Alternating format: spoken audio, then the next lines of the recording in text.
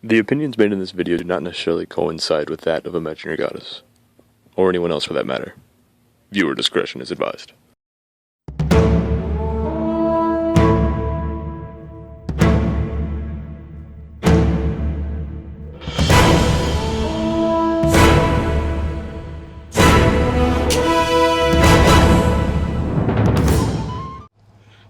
Hey guys, Ben Wheeler, the Mercenary King, here with Training with the King, Part 3, Part 2, or Part 4, or whatever you want to call it.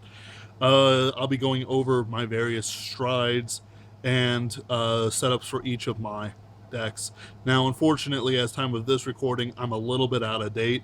The problem is that the thing was on the editing floor for so long that we couldn't really put it out in time before other things were released. But a lot of the information I have here is still relevant. I don't really have the money for like Olivia's, that sort of thing. So, you know, that's the long and short of it for those. However, you know, there's a lot of good shit out there, and I hope you guys find it useful what I'm trying to communicate for you. All right, be sure to like, comment, and subscribe. Here goes. Ben Wheeler, the Mercenary King, here with Part 2 of Training with the King, Episode 3. Whew! It's been a very long journey. If you have watched where I go over every single stride, hold on. Whoop. There we go. For some reason, the lighting on my phone is bad and the ringer has stopped, which means I have to get a phone, which also means I have to get money for a phone, which means it's going to take a while. So basically what I'm doing is I'm going to go over all the strides that I personally own, and only the strides I personally own, and create a... Just a second.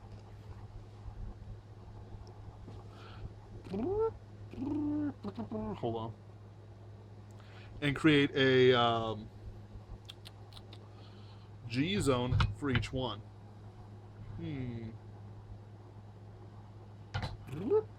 Hold on. Hey! Create a G zone for each one. Again, limited only to the cards that I personally own. You know, you'll see what goes on here, and I'll explain their uses for it. Though I will not go over the abilities per se, I'll expect you to know them, either by your own studies or by just watching my giant video. Probably the second longest one I've ever made, funnily enough. Let's start off with my favorite Mega Colony. 2 Struggle Dippers for those power, 2 Jagged Devils for when I don't have counterblasts, 4 Stun Beetles because, you know, stunning Vanguard and providing on hit pressure, 4 Paraspears for card advantage power, 4 Scarabgus. Now, I'm going to assume that everyone has their own homebrew of how many Dismals and Screw Yous they need, so I'm actually going to do what I generally do, which is 4 of these guys, unless I figure that it'll be funnier to have 4 Dismals in there. Great Nature, Fina Kayaks, Wisdom, 2 Wisdom Teledragons, 2 Fina Kayaks, 4 Hrimthurs. This is a deck that has Kate Cathpay Lug in it, so it has 2 Cathpay Lugs and 2 Manic Armors. 4 Finishing, 4 card advantage. However, I don't use them that often. I use him most of all. 4 of the G Guardians. Next, we have Neo Nectar, 4 Jingle Flowers, 2 Arboreas. Jingle Flower is power, Arborea is field advantage, Primavera is more field advantage, Multivitamin is power, Verano is fun and games. 1 Blizza, because a lot of these things flip up copies of G cards, so a good power thing is necessary in this particular build, because I do not have access to the Asha strides. And then 1 Sea Breeze, because if you don't stride in the decks that I use, they will require G-Break. I do run also a Maiden build, and in that Maiden build I replace these 2 with 2 of these. Simply because, well, I would run 4 if I could have 4, but I don't have any yet. Simply because I don't need G-Break in a Maiden deck. 4. And that's the nation of Zoo. The next nation is going to be Megalonica. And so we have 4 Bermudas, 3 Somnies, and 1 Madu. I run the 10k Vanguard Lena, Bermuda Princess, because she actually has abilities that are still relevant to the modern day, and returning a grade 3 to hand is a great way to conserve hand size. But the hand size doesn't really need it. 4 Amorous, because I like returning things to hand constantly. And 4 Alprina, because I like returning things to hand constantly. 4 Sabler Melodies, Nasha. Then we have Aqua Force. 3 Tidal Boars, 1 Socrates, 4 Christos, 4 Maelstrom, because I run a Maelstrom deck. I don't have any Lambros, I don't have any of the other ones, because it's too expensive. 4 Flocias. Eventually, I'm sure there'll be other G-Guardians. Maybe I should have done a video on G-Guardians by themselves, I don't know. Huh? Wait. Hold on. 1, 2, 3, 4, 5, 6, 7, 8, 9, 10, 11, 12. Okay, good. 1 Bandit Rum, 1 Blue Heart, because I do need those for techs and to pay for costs. 4 King Boo, 2, because, you know, getting hollow stuff in there is great, and getting some other stand stuff is great too. 2 Miss Phasm, Pirate King Night Roses, because she's a great game finisher. Then we have 4 Seven Seas Night Mist, because this is a 7 Seas build. And then 4 Corpse Dragons. And that's Megalonica. Again, for a 7 Seas deck, that's pretty good. However, if I'm running a non-7 Seas deck, I add in another 2 each of Blue Heart and Bandit Rum. Not that I need them, I just like having a full 12. And there's not much point in running too many Cray Elementals, because you've got resources that you need to spend on other things. Maybe a Blizza would do well in this, but the thing is that only she flips over a copy and goes to G-Break too. So, And I'm obviously not running Casidas here. So for Gold Paladins, it's actually a much more generic deck I think you'll appreciate.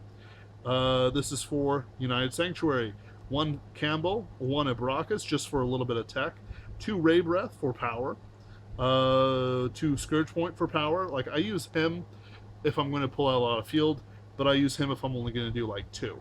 You might be like, well, if you're going to use 2, you might as well use him. But yeah, but I want some stuff that'll go over the front row. Because of the numbers in my Gurgawit deck and in my Legion Liberator deck, this guy works a bit better than this guy in pushing myself over those numbers. But you might say this, but then I'll say, well, maybe I never called anything to the front row.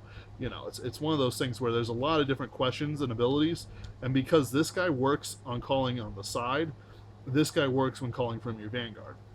Anyway, 4 Golden Rise and Shine Dragons, just because it's an on-hit summon like Cambo, except it summons 2 instead of 1 out of top 3. That's another column, or more. Then finally 2 Sphere Cross Dragons, just in case. Then for G-Guards, I have 1 Slay Me Flare, because I don't think too many of these is necessary. And then 4 of these, which are 20Ks if you have 4 or more cards on your field. I mean, 2 or more cards on your field. 3 or more cards? I don't know. Then we have, for Shadow Paladins, 3 Aura Geyser Dragons. Used to flip over 1, and then you flip over 1 for Damned. Aura Geyser Doomed. 4 Dark Dragon Phantom Blaster Diablo, or DBDDDDD. 2 Dark Distress. By the way, 4 should be obvious, and this should be obvious that, you know, they pay for their own costs. 2 Dark Distress Dragons, because I think it's funny.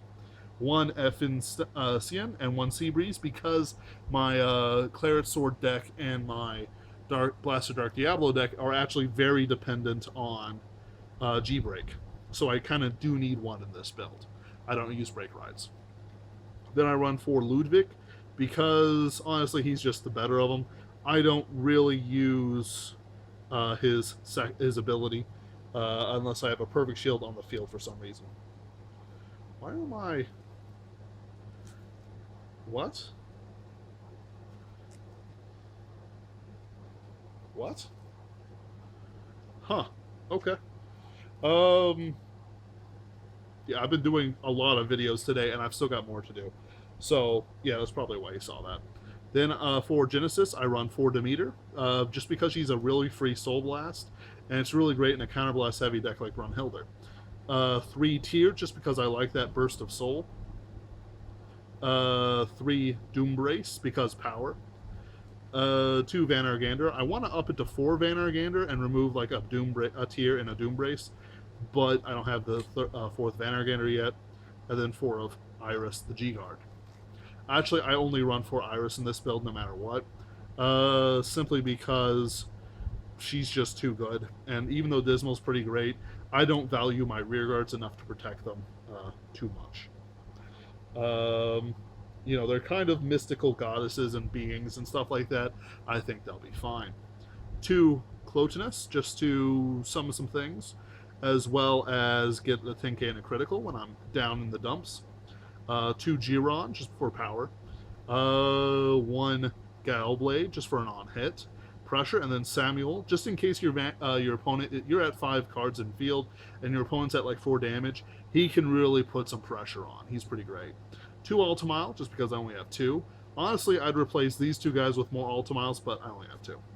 Then finally, because this is an Alfred build, and I've actually got like 2 Alfred builds running around, for Holy Squire Dragon, because he gives power to the rear guards, and he gains power for himself. And of course the normal one. I would actually consider using Dismal in this build, but I'd actually run Screw You first before Dismal. This build is focused on getting cards out and giving power to my rear guards, and that's basically all Royal Paladins do. It's not a Jewel Knight deck, so what do I know? Then we have OTT, 2 Kieran, 2 Nine-Headed Dragon King. I use Kieran for the on-hit. I use Nine-Headed Dragon King for the switching out of the hand, which is very necessary sometimes. And then we have Kamui Susanoo. Until end of turn, you know, you basically look at top 2, choose 1, and then you give your units plus 2k. I use him just to push me over to 21k columns, but he doesn't show up all that often. I only have him in there just in case. Then Lord of Guidance Wakurahime, I run 2. I should probably run 4 and replace 2 of these with 2 Wakurahimes, but I just don't have any right now. And then 4 Takamazuchi, just because I really like drawing cards. And drawing 4 cards for 4 counterblasts ain't bad from top 4. However, I wouldn't use both of them, and I think I should really replace 2 of these with this one. Why did I suddenly go dark again? 4 G-Guards for Ichibi Yoshi.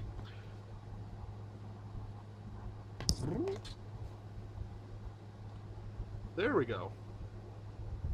Yeah, I don't know what's wrong with this camera, guys. I wish I could replace it. I don't have the money.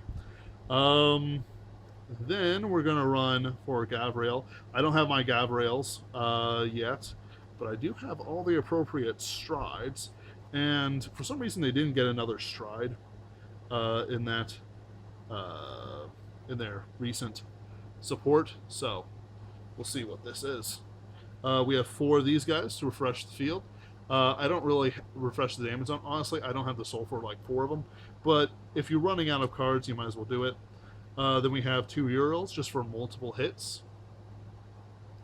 4 Zachariels just for, you know, power. Honestly, it's to get G-Break too without having to Blizza. And then we have Holy Seraph Raphael, which is a heal. Honestly, I should replace 2 of these with Raphaels. Probably keep 1 each of these, replace these 4 with Gabriels. But again, I don't have any of those, so I have to sort of shrug. But however, I think that 4 of her is just perfect. The G-Guard. I guess we'll do Gear Chronicle now. That's all of United Sanctuary.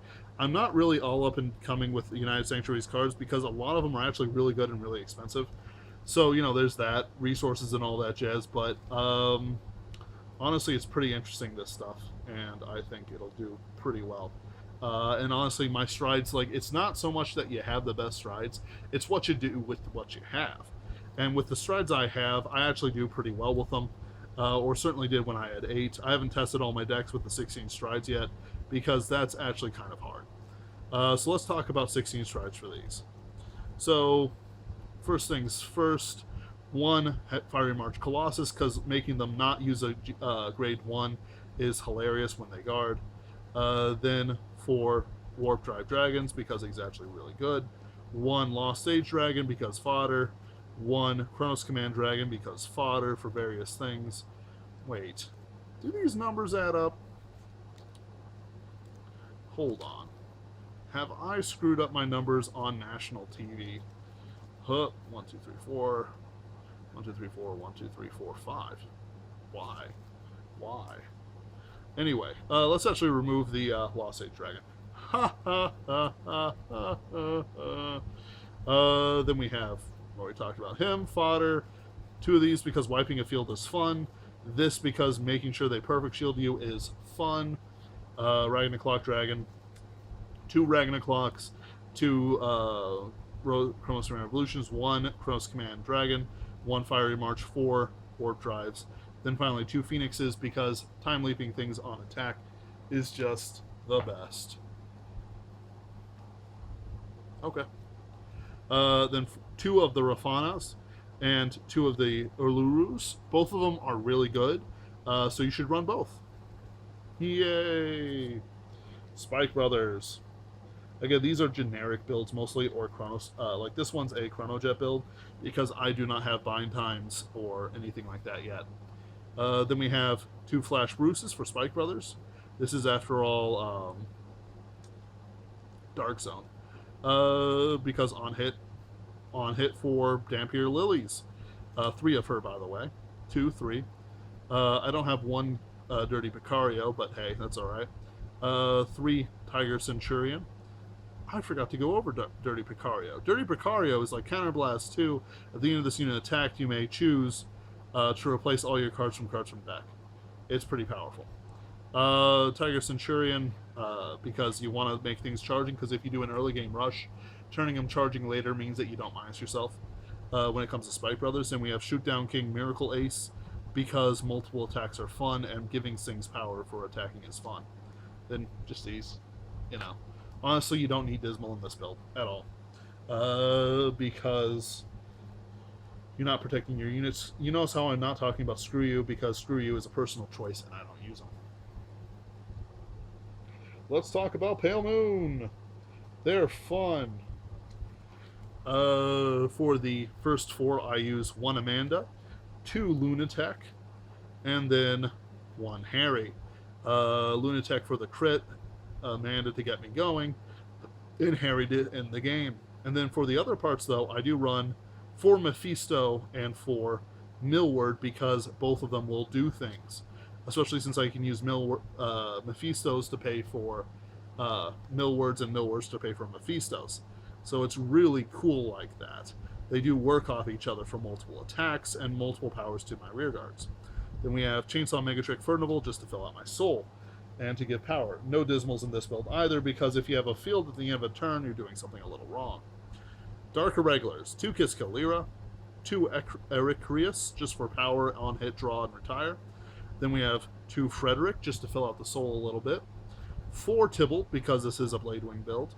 And then 2 Gilda Ray. Now, if I had more Gilda Ray, I'd probably replace an Ecrius and a Frederick for Gilda Ray. But I don't have them. Then we have 2 Saint Germain, and his ability is pretty interesting. When he's facing Guardian Circle, if you have 10 or more, he gets plus 10k in the soul. And then, I forgot to go over him earlier, if you have 15 or more, you can give all your units resist. He's hilarious. Then we have Agrat Batmalat. Yeah, no, he's hilarious. Plus 10k, and if you're doing it in a Bladewing deck, that's another plus 10k. So he's basically a 35k shield in a good Bladewing deck, which is really great. Really funny, just to see the look on their eyes when you hit those stupid-ass high numbers, if you'll pardon my language. Then for Star Invaders, Link Joker, I don't really have very many strides for this. Because honestly, I'm not into Link Joker right now. Maximum Seal Dragon, just for power, because I do run decks that lock a lot of units, and then 4 Judgment Messiahs for back row lock, and also just constant on hit pressure for Big Crunch for Omega lock, and then we have 1 Madu because I do run Legion in my Chaos Breaker build. I use Imaginary Plane. 1 Blizza, just because there's a lot of striding that goes on, and gaining, plus 20k can do things. And then 1 Seabreeze, because I do use G-Break cards. I really should get some Death Star Vaders, in which case I would replace these with Death Star Vaders, but I don't have them. So that's the fun bit. Demon Maxwell, just because. Honestly, I'd prefer to run like Screw Yous or Dismals rather than him, because I don't like unlocking my own units or locking my own units as a thing. Then for Dark Dimensional Police. Now this one's actually a really great and developed G-Zone, along with my Nova Grapplers. 3X Phoenixes, just for that damned if you do, damned if you don't. 1 X Tiger, which I used to end games hilariously. 2 Direth to fill out my field, because this is a Metalborg build. 2 Heavy Dukes. And then 4 Daikaiser Leons, because I want to burst through guard all the time. It's great. X Carivo, because he's hilarious. And he boosts up your own Vanguard, which is really great. And then we have Enigma Patriot, because generic's always good. Mixing X Carivo and Enigma Patriot is probably the best move you can make. 4 X Carivos is a little bit crazy, because you do have to discard a card from hand to activate the plus 4K, but honestly, sometimes you just don't need the extra guard.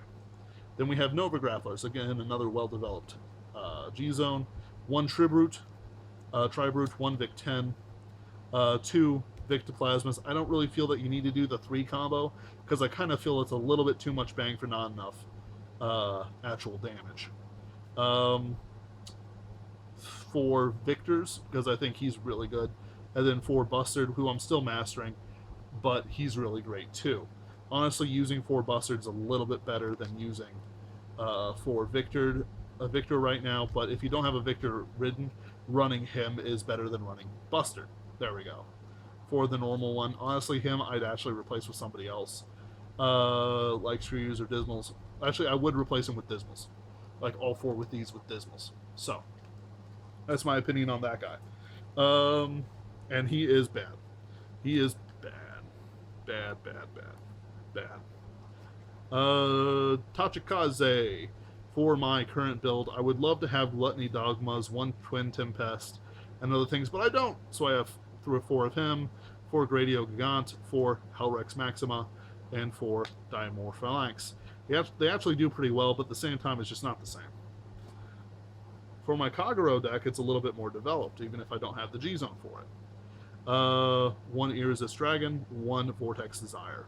Because, you know, why not? I also flip over copies of him for Vortex Desire. He's funny. 2 the Ace, 4 Cross Origin, because it's actually really fantastic fodder. And then 4 L'Express. You might be like, Ben, why don't you run more Mustafas or anything like that? I just don't have any. And I don't really feel that they're necessary all the time, especially with this guy and this guy running around. 4 normal ones.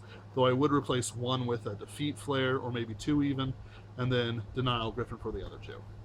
Well, maybe 1. Maybe I'd actually do 5 and replace him with another G-Guardian, and then just choose what the situation requires.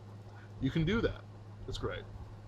This is for my Overlord build, by the way, in case the Aces didn't tip that off.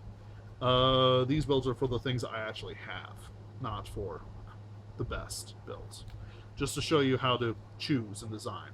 And I know I'm going over it pretty fast, but honestly, the choices should be pretty self-evident. Like, some things are too expensive to run more of, like the Ace, and other things you only need 1 of, like Irresist Dragon.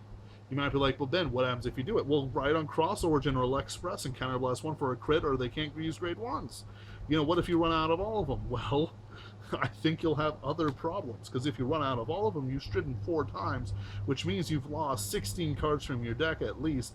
5, 21 plus 1 card, that's 4 turns, plus a 7, 21, 6, 33, 5, 38 cards. You're down to like 12 cards in deck, or less. In fact, considering how Dragonic Overlord, the legend, works... Is that going to work? No, it's darker. Why is it darker? What is wrong with this thing? Okay. Depending on how, you know, Dragonic Overlord Legend works, and if you have draws, you know, you're going to be even less than that. So, you know, you gotta be careful. At some point in time in the game, you either have won the game or you are losing the game. And there's no in between for this. Like, there's nothing where you can say, well, I played a good game. And it's like, well, you didn't kill him. And you didn't use the abilities correctly or leverage your advantages to do anything but keep a large hand while attacking at him and hoped he'd get unlucky. And that's not real strategy. And that's why I'm actually constantly working on my legend deck, just to keep on, see if I can push it beyond just being annoying but easy to guard to deadly. And I haven't figured it out yet. 1 Sumurican because it wins games. 4 Tagalore because they win games. Gordon Recon because it's a really good starter.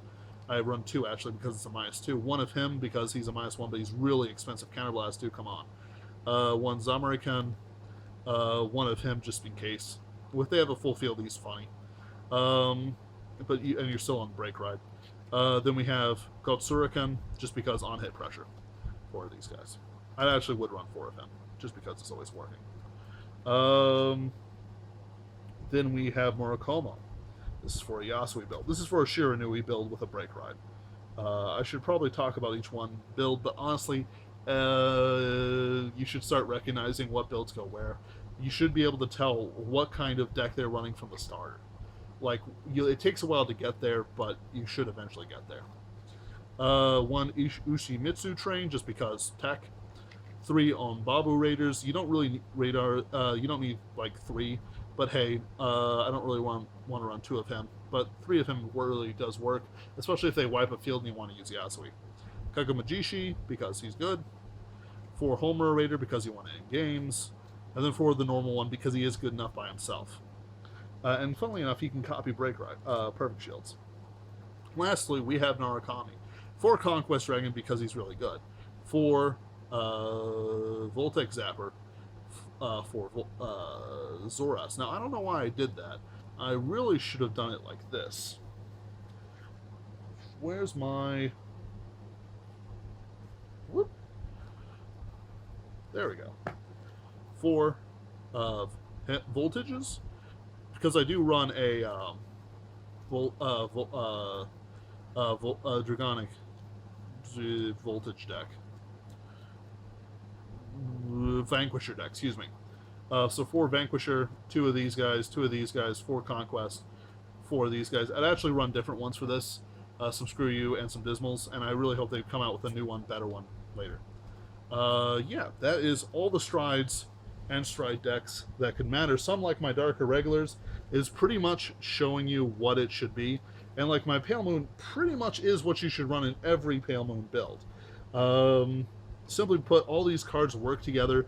Nothing's too specific to this. If you run Silverthorn, you should probably run Silverthorn Lukier, but honestly, I'm not going to recommend it because I don't like that card. You know, it's just a lot of these things, you can really choose how you want to do it. Now, let's take a look at these. The strategy for, say, Pale Moon is pretty simple. You run these 4 because they're great techs, and because this guy does in games, this guy does in games. These guys are really great for just flipping over for this for free. You know, these chicks do work. You know, there's a lot of no-brainers for this build. At no point in time do you need to look at these things and say, I don't know why this is in there. Other things like my Neonectar really show off the problems that arise from having an insufficient funds or G-Zone. Now, this guy's pretty good, but he's not as powerful as he used to be. And he's not as powerful as the Ashas, who can give like plus 15k to columns. On the other hand, we have Mega Colony, which is a clearly developed deck with plenty of strength and a lot of versatility. Power, on-hit, power, and card advantage. Along with a basically guaranteed G-Guard. It's going dark again. Why does it do that? Other things like, let's see here. Other things like Link Joker, again, I don't have very many, so it looks weak. And it is weaker compared to the other parts of it. But then we have Dimensional Robos, which is very strong, developed, and cunning. It has things that make up for your opponent having perfect shields. It has things to end the game. It has things to build field. Card advantage and prevent grade 1s. Breakthrough guard. Plenty of guard. You know, and Neonectar, I'm sorry, Nova Grapplers is in the same way. And again, you're just going to, now, right now, there aren't too many strides here. So it should be obvious to anyone who's looking at the cards that they need to choose the specific ones for their archetype if their archetype works with it. For example, there